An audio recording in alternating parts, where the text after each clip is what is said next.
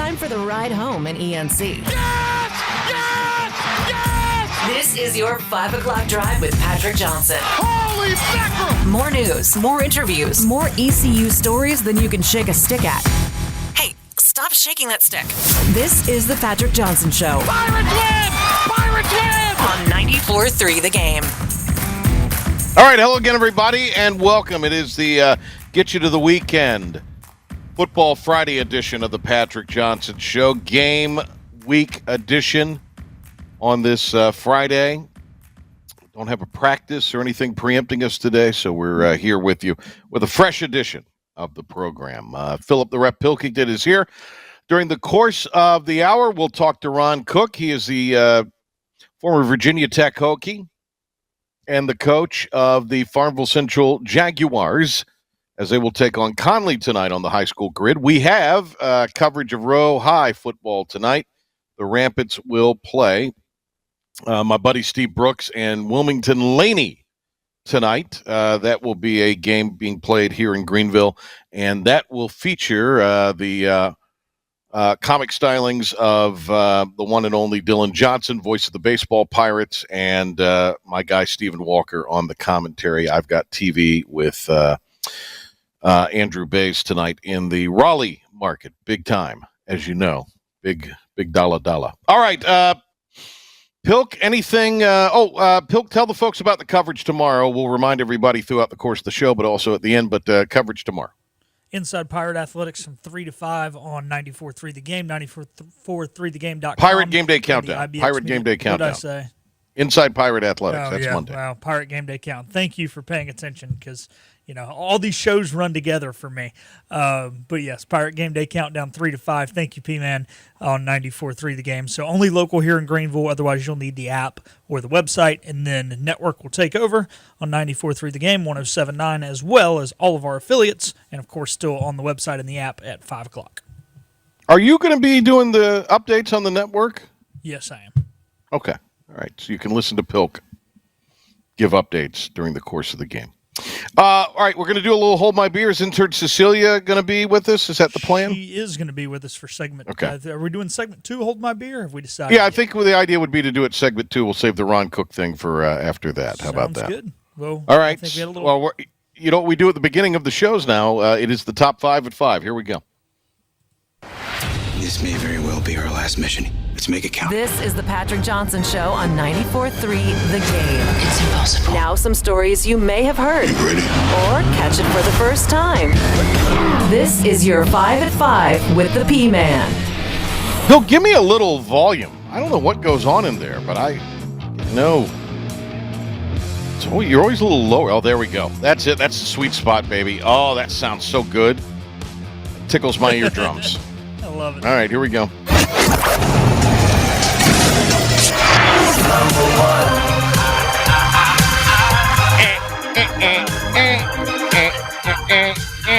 Number one. I love it, P-Man. I love it.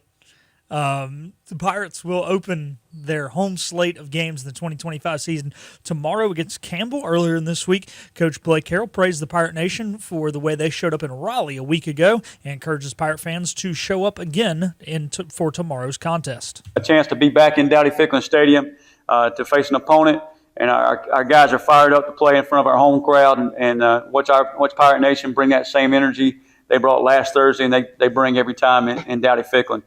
Thank you to all the folks that bought season tickets out there. I think we surpassed the number from last year. I think it's over 15,200 and something. So thank you all those folks that did that. And I can't wait to see you in the stadium and going at it. If there's not a big crowd tomorrow, which I think there's going to be a pretty good-sized crowd, it will not be because Blake Harrell hadn't been selling it. And he has been out there knocking on doors, I feel like, selling tickets.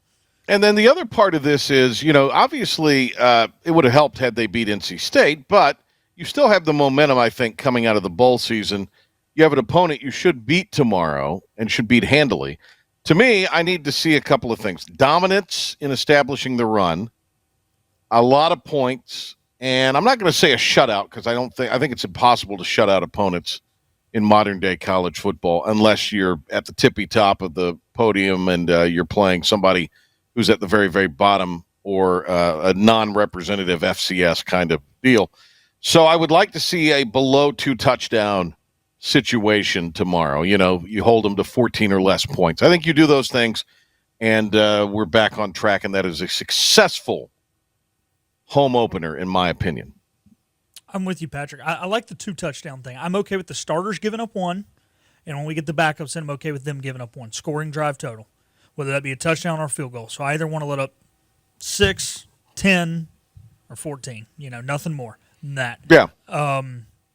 So, yeah, I can live with that. And like you said, establish that run game. You have to be the bigger up-front team. You are the bigger up-front team, and you've got to establish that, because if you don't, you're going to feel one-dimensional going into Coastal next week, and you don't want to feel one-dimensional going into any football game, especially coming out of a game against a lesser opponent.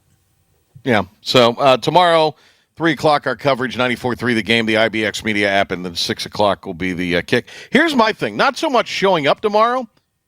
Stay for the second half. Students. And everybody. Number 2. The Pirates women's soccer team got back in the win column yesterday with a 1-0 win over App State. Trying to figure out who scored the goal. I did not have it put up. It was a 7th-minute goal by Alyssa Tucker. They struck early. There you go. Well, look, I think this is, now that we know some of the details of this is a positive thing. Not only do you get to beat up on the Mountain Little Brother, as the Pirates did there, but you get a chance to get an early goal early. Yeah, an early goal. And let's face it, in that sport, the earlier you could score, it sets a tone, it puts pressure on the other side. So I think kudos for the way they played in shutting out App State, but I think setting the tone early on was a positive thing. When do they play at home again, Pilk? When will the soccer Pirates, the Fighting Maeve Englishes, when will they be back home in the friendly confines of Johnson Stadium? Are you a little disappointed that's not named after you, Patrick? Well, that would mean I would have given a lot of money, which would mean I would have a lot of money. So they're not at home till next Thursday when they host Tulsa. That'll be the conference opener. Okay. We need to get the coach on, Pilk. Let's see maybe about – it might be a part of the Wednesday show. Can you work on that with Cole? Okay. Yeah. All right. Oh, my God, there's intern Cecilia. Better late than never. Let's see here. Bobby, Bob. Oh, do you have anything to say, Mr. Soccer, about that? No, I just think it's good that they're consistently getting results. Anytime you have as much turnover as they have, you want, early in the season, you want to be able to score goals, like you said, early in games, and be able to play with a lead and get results. And they got another result, and that's a good way. And I got one out-of-conference game left. They head down to Coastal, take on the Beach Chickens on Sunday, and they close out conference play with another 3 points. Did you see where Maeve English, our friend of the show, Maeve English, showed off her jersey? I did. It was a good, I wouldn't say anybody looks good in red, but I thought there was a good looking kit there on Maeve. I thought it was as good as that ugly color can look. Right, it popped. All right, number 3 here. Number 3. WNBA ratings are about to fall. Caitlin Clark WNBA for the rest of the season with a groin injury. She's not played the entire year. I wonder about this. I say she's not played. She's played very sparingly. She's not played since the All-Star break in that sport at all.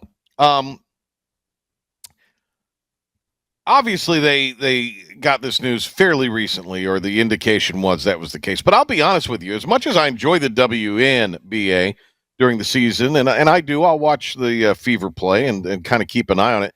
Since she's not been playing, Pilk, I haven't kept as much an eye on it, and I don't really have any interest in watching it right now because we're in football season. So this is going to be bad for the league. This might be the display you need, that the league needs and the players need, other players other than Clark need, in seeing, okay, Caitlin Clark going up against football versus the way it was going up against football. You need a little shock to the system sometimes, and maybe that will be the stark dose of reality that these players will unfortunately for them, but fortunately for us and our ears, they will get. Yeah, I think they will. And, it's going to be Tuesday night when the Indiana Fever do play on ESPN at 7:30. And ESPN has advertised that game more than they have advertised whoever's playing Sunday Night Baseball this week. And we know that Major League Baseball is a huge money grab. ESPN doesn't know that. That's why they're pretty much quitting on a contract that they signed. And when they realize that the ratings hurt because Clark's out, they're going to realize that, hey, look, it's okay to push women's sports and want them to be out there, but when you spend more money and more time on a product that nets in the red than a product that nets in the black, it is what it is. Well, it's and this is the time of the year. Capitalism. This is the time of year you need to be making baseball as much especially during the weeknights, a center stage programming. You should, but they don't because care. it's They've only got Sunday the Night push for the Baseball playoffs. now. They I know, don't but have I'm just any saying. midweek. They have no playoff coverage, so they almost want baseball to fizzle out because they don't want to lose those rates. They would rather have you watch the WNBA than watch baseball playoffs over on TBS and Fox. True. Very true. All right, let's see here. 444. All right, number 4. The Cowboys the Eagles spit on the Cowboys' chances of starting 1-0. Is that a Hawk-Tua joke there? Oh, there were plenty of Hawk-Tua jokes all over social media after that one. How do you get ejected before the game? I mean, they kicked off, but he walked out on the field. He wasn't on the kickoff team. Do you think Philly fans celebrated responsibly after the win? Mark Miller was in bed. He didn't stay up for the whole thing. Didn't they have a delay? They had an hour plus weather delay. Yeah. Ooh. So I think the booze continued to flow at Lincoln Financial Field during said hour and a half delay, and it caused the celebrating to even be less responsible than it would have been had the game ended at its normal 11:30 slotted end time. So is this more on Dallas maybe better than we think they're going to be, or Philly may not be as good as they were last year? I don't think Philly's going to be quite as good as they are last year. In fact, I'm going with the bold proclamation here, Pilk. I've got the artist formerly known as the Redskins, the Washington Commandos, winning that division. How about that? There you go. Washington win the NFC East. I don't even know the last time that happened a few years ago, and they went 8-9 with they trade. It happens every year. I didn't say what their record was going to be, but it was going to be it. Yeah. Washington will win. That is my prediction. There you go. For the year, so here are my number ones. God, I don't want to do this. Green Bay will win. Will be the number 1 seed in the NFC. Buffalo, the number 1 seed in the AFC. Actually, I'm going to say the Niners will be the number 1 seed in the NFC. A healthy Niners could. Last year's Niners. Healthy Niners. That's the caveat. Yeah. And it's not CMC necessarily that needs to be healthy. Who's the left tackle?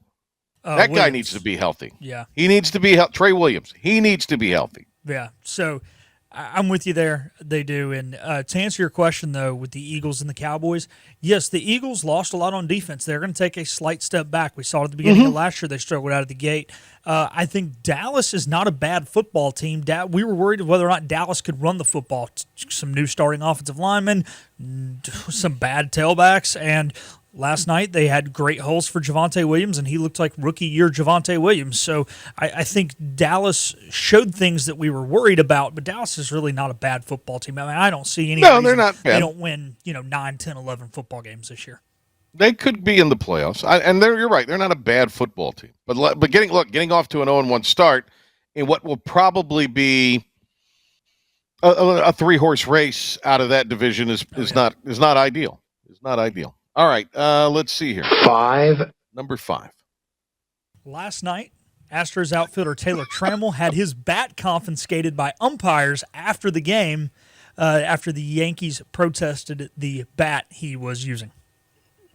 Is Alan Trammell his dad?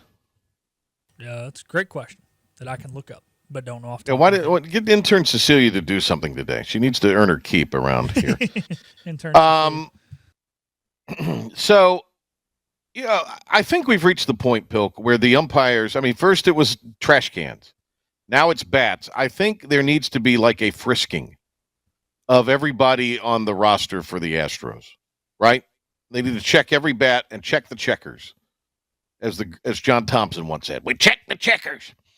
And I think that's what you just got to. It's like a TSA thing. You got to pat all of them down. What do you think of that, Pilk? I mean, hey, you don't want to be treated poorly. Don't make dumb decisions. Don't make cheat. Dumb decisions. You're going to be. Don't cheat. Yeah, don't cheat, and you won't be given extra screenings at the airport. So I looked it up. I do not believe they are related. Those two, couldn't find anything. And but yeah, when you play silly games, you win silly prizes, right, Patrick? But I mean, like if it's corked, because I remember Sammy Sosa and the cork bat, they would have found that pretty quickly, right? Yeah, I mean, because Sammy broke his bat, and then there was like cork in the middle. Oh, I see. Yeah, that's a good point. I forgot about that part. I don't know what it is. It doesn't really say why it was confiscated. It just said the Yankees were skeptical. They protested. The umpires have confiscated it. I guess they'll take it to the league office, and we'll see what happens. I guess they're still playing the Yankees. I thought that series had wrapped up, but I guess they're still playing the Yankees. It was a 4-game. I think it was Monday through Thursday. So that also has a little bit to do with this. Yeah. There's no love loss between Houston and New York and the New York Yankees in this thing. No, I went to a game in Yankee Stadium 2 years after that, and they were not playing Houston, and still the group that does the chanting had a explicit word Altuve multiple times throughout the game. Was Joe Sampson leading the charge? And Joe Sampson was not at this contest. Okay, well, there you go. All right, that is today's top 5 at 5 for you. When we come back, we'll play a little Hold My Beer. Intern Cecilia, Philip the Rep Pilkington, yours truly. A little Hold My Beer coming up. It's a slice of life segment on the Patrick Johnson Show. Remember, get the podcast of the show on the IBX Media app or where you get your podcasts. I listen on my Apple Watch. Smart speaker. Listen while you work. I listen everywhere. The Patrick Johnson Show on 94.3 The Game. All right, let's play Hold My Beer.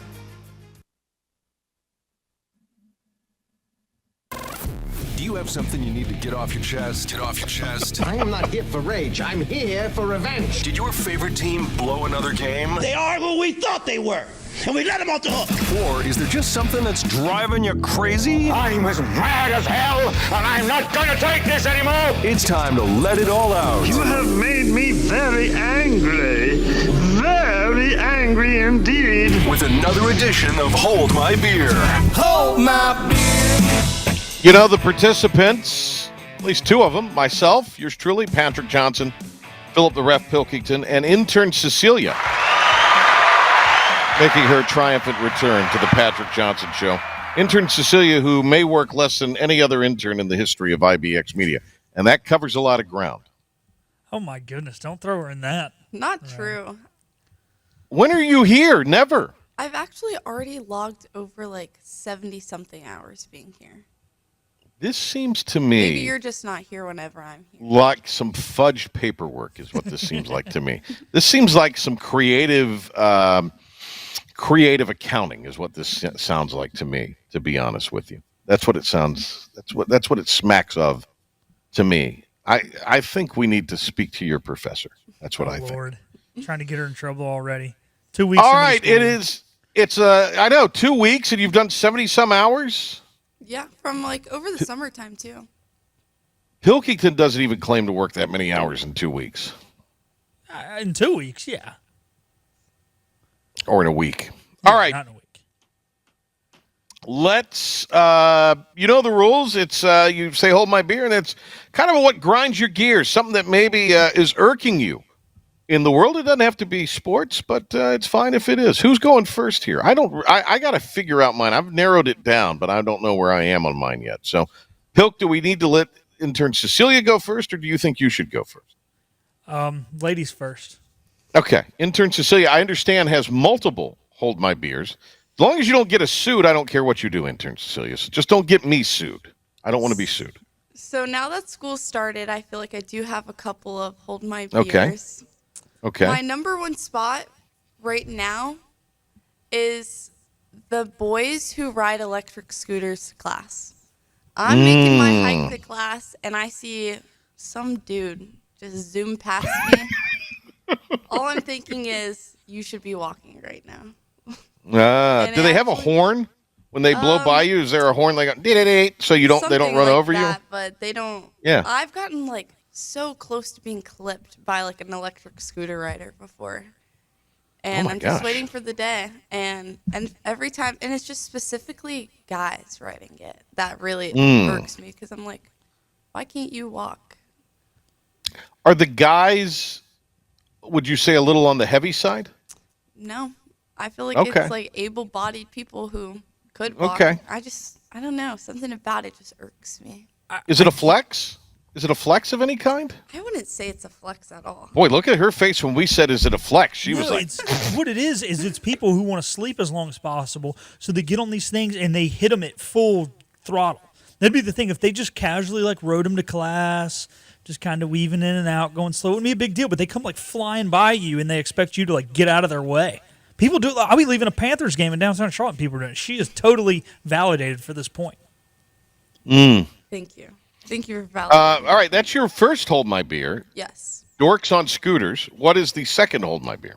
The second one would be it taking like 30 minutes to get a drink at the bar. Now that everybody's back, and now that I'm 21 and I can say that, yes. I see these kids that are at the bar. I'm like, oh, you're not 21. Why are you taking my spot? They should be carded. So it's more of a carding. Everybody's definitely carded. And okay. I mean, I got denied like no other whenever I was like before I was 21. So I'm like, I don't understand why it takes so long to get a drink.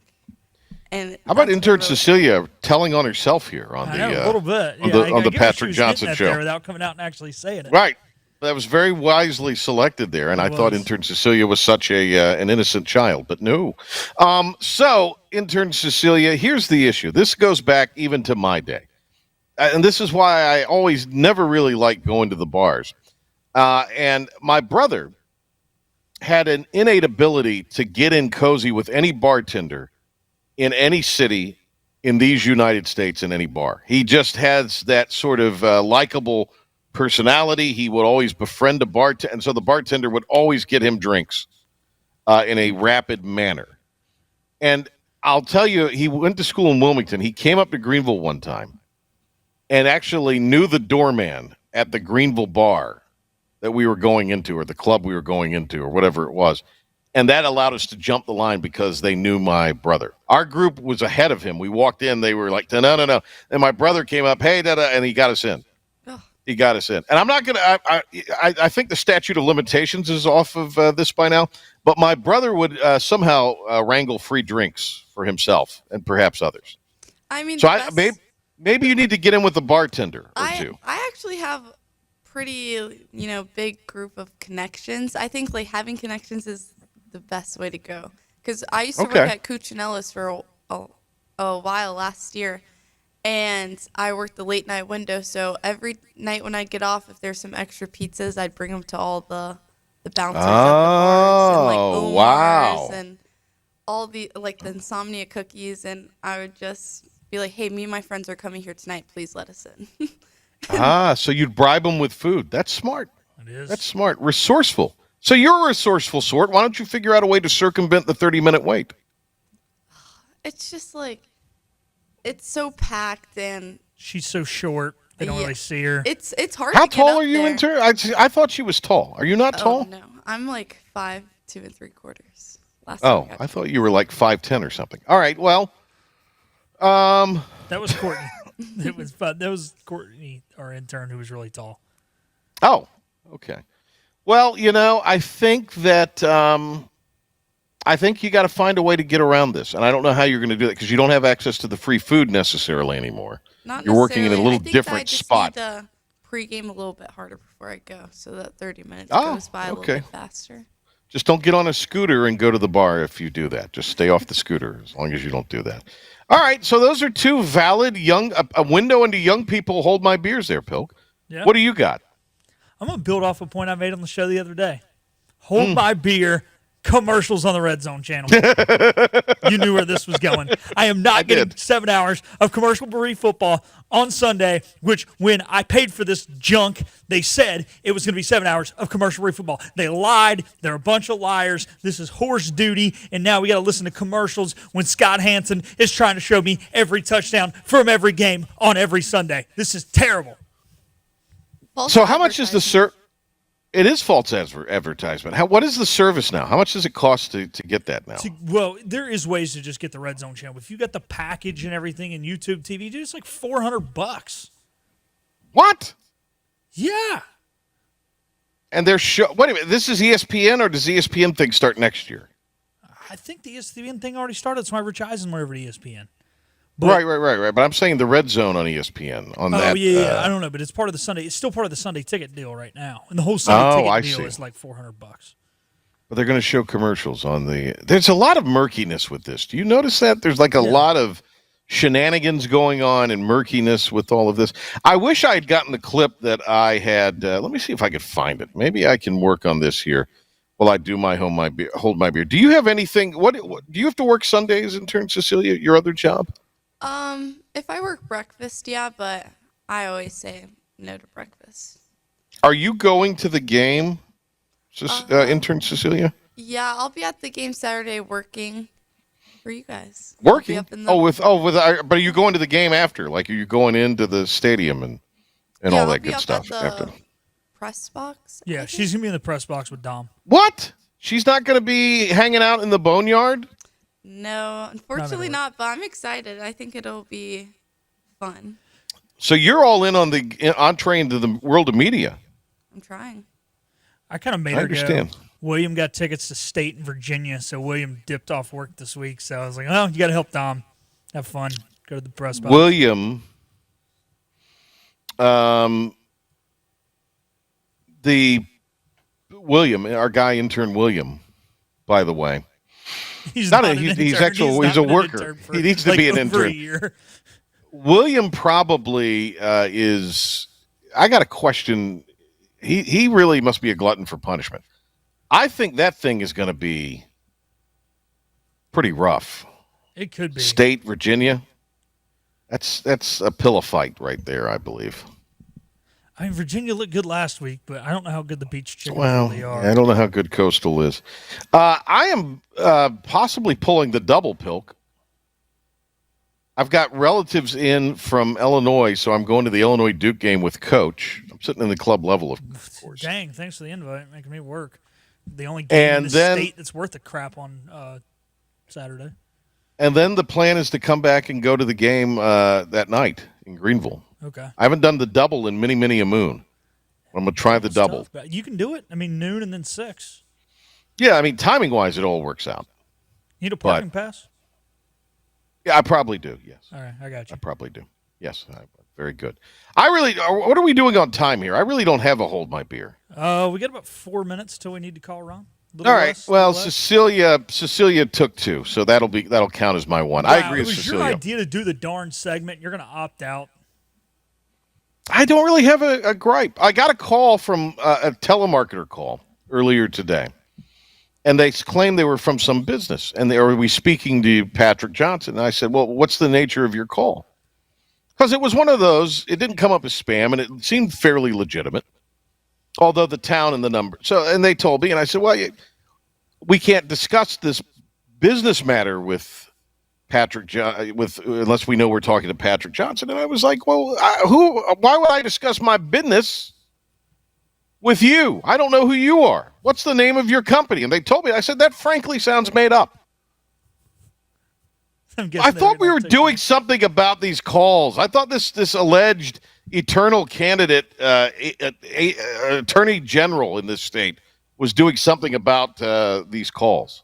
I thought so, too. It appears they're not. I would love for them to figure that out. I get spam call and text all the time. Yeah, why don't we figure that out? Still have jobs. Like, if we don't answer, how the heck does the guy calling me still have a job? Because it takes one. It takes one person to answer, and then it's a big payoff. Here's the other thing. We need to fix this, not give it lip service, fix the spam call situation in the state, Attorney General Jeff Jackson, and we need to figure the DMV out. Not that I have to go. But this DMV thing's got to get figured out. This DMV thing is way overdue. I mean, this thing's been overdue since the darn 80s. And it's even worse now when everybody thought, like, the whole Real ID thing came out and everybody decided to go get their Real ID the second it got passed. Like, this hasn't been said it's going to get passed for, like, 6 years now because it was going to happen during COVID and then they extended it. Like, you've had plenty of time to go get your Real ID and now these morons That's what I want to did. go. Yeah.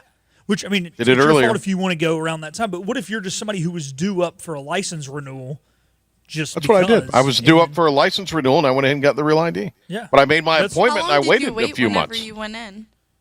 Not long because I had an appointment. I set the appointment months in advance. Yeah, I mean, but I also was not in a rush to get one. So here's what I would do, intern Cecilia. I would go ahead and set the appointment. Set it now if they'll let you set it, and just do that. That's how I did. You don't want to get up and camp out with the unwashed masses out front of one of these buildings. That's disgusting. I got my Real ID. It's like going to a the day I carnival. turned 21, which was 6 years ago. I just went and made an appointment. My birthday's in July. I got an appointment in I set an called appointment planning ahead. March for July, Right. and I went in morning of my 21st birthday, got the Real ID, got a new ID because I had to go to Vegas that weekend. Well, got to go to Vegas that weekend. So my ID was going to expire on my 21st birthday. Had to go to Vegas. Got that to go to weekend. Vegas. Had to go to World Traveler Philip Pilkington. All right, good to see you, intern Cecilia. Enjoy the thing. What No, were you we're about to cutting you say, off. You Cecilia, talk too quick? much. I was gonna say what do you got to something say? about the Real ID, but No, say it quickly. well, 30 if seconds. my ID expires in 2030, do I need a Real ID? You going to fly between now If you and want to fly, 2030? you're going to fly between now and 20, then you need to go ahead and make an appointment. Do you have a passport? No. Okay, yeah. All right, then you need to get one of the two. If you're going to fly, you need to figure it out, intern Cecilia. Stop going to the bars on scooters and get in line or get it on the World Wide Web. All right, Ron Cook is the coach of Farmville Central. They're off to a 1-1 start, and he and his Jaguars will be taking on D.H. Conley tonight, and we'll talk to Coach Cook about his season to date next. Another Football Friday here on the Patrick Johnson Show. Let's go to the phone lines and bring in the coach of the Farmville Central Jaguars, Ron Cook, joining us here on the program. Coach Cook, great to talk to you. Hope you're doing well. Yeah, thank you for having me, Patrick. I'm doing pretty well. I'm just getting make sure we get prepared this week. There you go, and you're off to quite a beginning here. Washington and then South Central, and now you've got Conley coming up. So pretty challenging slate. Three well-coached teams. Certainly South Central much improved. They're playing pretty inspired football. We know how good Conley is, and you, of course, have with the situation with Brian Pascal returning to Washington. They're a little bit of a work in progress, but, Coach Pascal's got a lengthy history. But let's talk about the Jaguars. When you were putting together the schedule, what were some of the things you wanted to achieve pre-conference? Mainly, we wanted to make sure that we had a challenge, and you never know. It's like with our previous non-conference schedule. I have no idea how good or how bad teams may or may not be, but I had a good idea in hoping in scheduling these teams non-conference that we'd have more of a challenge. Just a higher level of competition to prepare us for our non-conference schedule, and mainly in the playoffs, because our goal is, especially, what our seniors told us, we're to the point now where they've set a standard. The seniors I have now have been around since 8th grade, and they've set a standard where, okay, we've been in the playoffs, we had a playoff game, home game, we've been in the second round now. Now they're looking and expecting to get past that. Second round exit last 2 seasons in a row. Now just like I said, making the playoffs is expected. Now we want to be able to play a little deeper beyond the second round of the playoffs. Well, and that's what we hope for. This conference schedule will help prepare us for in longevity. Yeah, Coach Ron Cook with us, Conley tonight for Farmville Central at home. But then I look at what else you got in the pre-conference. West Craven next week, and then at Wilson Prep, and they may be one of the best kept secrets as far as just great teams in the state. They've played a pretty big docket themselves. Of course, then you go to Tarboro your second week of conference. That's up in October. So, this is a really challenging slate ahead of you. What do you think of having Tarboro in the in the new conference? Well, I had deal with them before when I coached at Pamlico, but yeah. I mean, it's terrible. Everybody knows there's no secrets there. We know how well coached they are. We know how well oiled that machine is offensively, and defensively. That they don't do much anything different. They just do what they do, and they do it very well, and most of the time better than anyone else.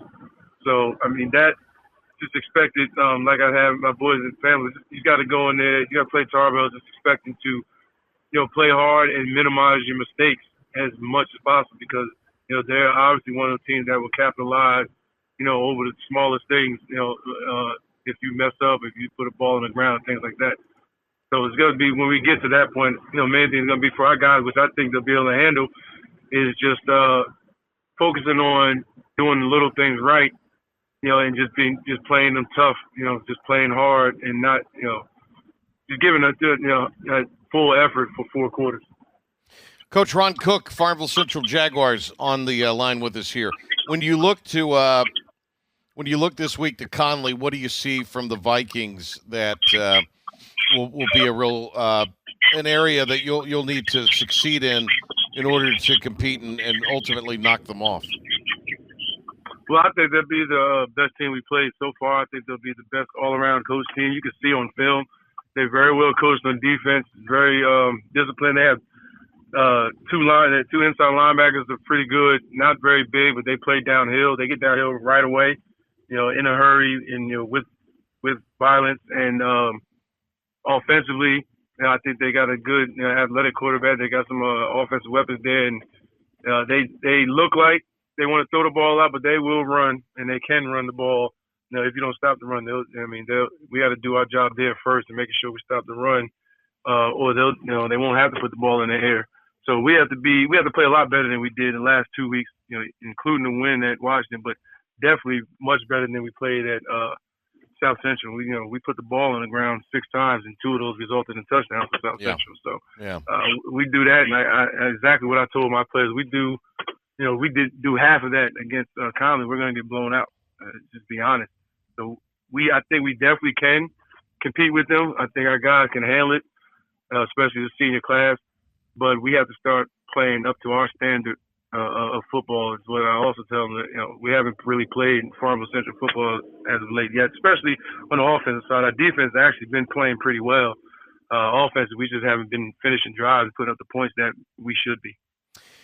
Coach, I wanted to ask you on that note about offense. B.J. Gardner, I remember when you guys started back in the beginning of the season, and one of the things that you all talked about when camp was starting up, practice was starting up, was everything that was kind of happening, your perspective on the preseason. And then I remember they talked to B.J. in one of the news clips, and I thought, man, what an impressive young guy he is. He really is, you could tell, bought in and all in for his senior year. Absolutely. I really have. And to be honest, it's just not biased. If anybody has met and known BJ, it's not, I can't think of anything negative you can say about him. He works extremely hard. He cares, and he's a student of the game. The same, obviously off the field. And he's had a good season so far, but he's type of kid also is willing and does, put the team on his back, and takes accountability for himself. And also he had a good game, but fumbled twice. One of them was really, really not his fault. Just a crazy freak accident I've never seen before.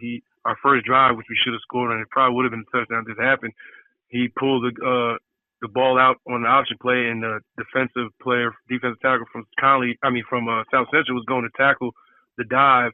His foot kicks up out of nowhere and just happens to hit right on the ball.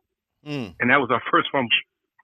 So, I guess we just weren't meant to win that game. But, yeah, BJ, like I said, I just can't praise him enough. And I think he'll continue to get better, throughout the season and really, like I said, kind of put the team and definitely the offense on his back. The defense, Coach Cook, it is got Cam Hall, one of the people that is leading the way, and I know he plays one of the two-way guys for you. Royale Taylor has had a really nice start for you. Who else has played well on defense? And can you maybe talk about those two seniors a little bit? Marshall's another kid who's been around the program for a little bit. Oh, Nate is definitely, I don't know how I almost said, Nate is having a great season so far. Very vocal for us, great leader, mostly by actions too on defense. I mean, he doesn't have to say it, but he does. He for second week in a row, he's created a turnover. He had a fumble recovery first week. He had an interception return for touchdown. This past Friday, our defense has scored, 2 games in a row so far. He's been having really good season. I think he'll continue, and he also punts for us, and he's averaging just over 35 yards a punt. Then Jamarion McDowell, he's played safety for us. When he's back, he does a great job of basically being a quarterback in secondary and make sure coverages are right, communicating coverages, and everybody's in the right spot there. But one guy whose stats won't show up a lot, but he does exactly what we need him to do. A lot of times that's taking on blocks and spilling runs to the outside for linebackers is Dante Edwards. He won't have a bunch of stats showing up after games, but he's having a really good season. He's the opposite end of Royale, and he's doing, just like I said, what we need him to do, and disrupting blocks and doing his job there. Coach Ron Cook is with us here. I remember, Coach, when you took over, it was out of COVID. Frankly, the program was not in a great spot, and you, the last couple of years, have won 17 games. You noted the playoff success. I think what you have achieved there, and when I say you, I mean you, the other coaches, the administration, the school, and especially the players. What's been achieved there would be a great study, I think, for any sports team at any level. And I think a lot of it is just because of the core beliefs that I remember our conversations when you first got the job. You were talking about it then, and I think it can really it's very commendable, actually, and because a lot of it, the results are on the field, but a lot of it is off the field beyond football. And could you share that with our listeners? We get new listeners each and every day, and I think people need to hear that part of what you've brought to Farmville. Yeah, so first and foremost, it starts, like you said, with administration. Coach Williford, Larry Williford, blessed me the opportunity to, interview, and I guess he saw something in me to give me a chance to come here and start here. And like I saw something in the program with the talent that was here that just needed to be, I guess, nourished and developed, and letting kids know that, we cared. And then definitely. And then also that goes to Mr. Johnson. Like I really, Mr. Coach Wilford had to give the okay, and Mr. Johnson had to, justify, or trust him to hire me, and and give me basically what I asked and what we needed as far as weight room, things like that, and all of that was provided and would help us develop, also in where we are, where the kids are physically. But then again, also with our coaching staff. I can't give enough credit to our coaching staff, because if you come to any one of our games, any one of the 10 or the 8 left this season, you will see that there are always, and sometimes, most cases, twice as many coaches on the other sideline than us. I only have 4. I got another one this year, so 5 on my coaching staff, not including myself. When most teams, like I said, everybody we play has at least, anywhere from 8 to 12. I saw a roster the other day with 17 coaches. I mean, it's unreal. Yes, sir. Yeah. So, I mean, and we've been making, a lot, and we're doing a lot with little. I would say that, most, again, every team we play against, they have a whole JV staff. Well, my varsity staff is my JV staff. And I help coach JV also. So I think that has some advantages also in a way. But, my coaching staff also has done a really great job, especially buying in. And especially I got 3 coaches in the school, and especially making sure we monitor our kids in the school and their grades, things like that. One of the other things I want to point out, when you said also, just the development off the field, our team GPA has gone up since, I've been hired also every year, where we're at, I think when we checked in the spring, it was about a 2.8 or closer to a 3.0 overall. And this senior class of 26, their average GPA is probably around a 3.2 overall.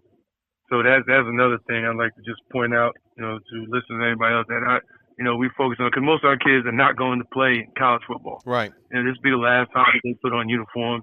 And I like to also point out, I got 3, maybe 4 right now, guys that, sent me a picture the other day. I'm working in the welding. Well, we have a great welding program at our high school, and now they're working on that at Pitt Community College. Oh, wow. Where they can, finish that and have a great career in that. And well, that's one of those jobs that'll never, disappear or go out of business. So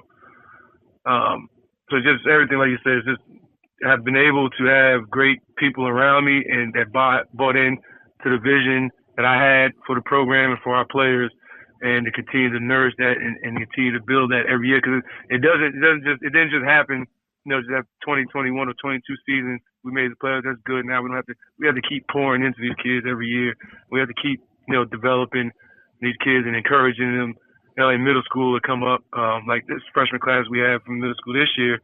We've been in contact with those guys since they were in 7th grade through our youth camp and our middle school camp, and our middle school and our middle school coach keeping communications with him. So it's an ongoing process. And like I said, it's just been great for everybody to buy it and help, maintain and continue to build it and improve it. Coach, you're doing it the right way, man, and I'm a big fan of what you've accomplished there. I really am. I think it's been sensational. It's great to see.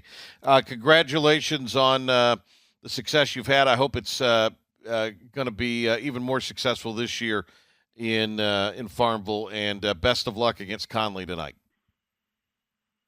Yes, sir, Patrick. I appreciate you very much. Thank you for reaching out, giving me this opportunity to speak on your show too. Really appreciate it. Great to have Ron Cook with us here on the program. Also, thanks to intern Cecilia for a little hold my beer. And, of course, the great job from Philip on the top 5. He and I go tomorrow. We'll have the pregame show for you coming up on 94.3 The Game and the IBX Media app. 3 o'clock, it's Pirate Game Day Countdown coming your way from outside the Town Bank Towers. They'll get you ready for East Carolina and Campbell, which will air here on 94.3 and 107.9 WNCT. And don't forget, Rose football coming your way in about an hour, as the guys will be bringing you coverage of Rose hosting Laney. Dylan Johnson and Stephen Walker on the call. All right, we'll see you Monday out at Tiebreakers. Have a great weekend. Be safe out there. Go Pirates. Beat those humps. Great to have Ron Cook with us here on the program. Also, thanks to intern Cecilia for a little hold my beer. And, of course, the great job from Philip on the top 5. He and I go tomorrow. We'll have the pregame show for you coming up on 94.3 The Game and the IBX Media app. 3 o'clock, it's Pirate Game Day Countdown coming your way from outside the Town Bank Towers. They'll get you ready for East Carolina and Campbell, which will air here on 94.3 and 107.9 WNCT. And don't forget, Rose football coming your way in about an hour, as the guys will be bringing you coverage of Rose hosting Laney. Dylan Johnson and Stephen Walker on the call. All right, we'll see you Monday out at Tiebreakers. Have a great weekend. Be safe out there. Go Pirates. Beat those humps.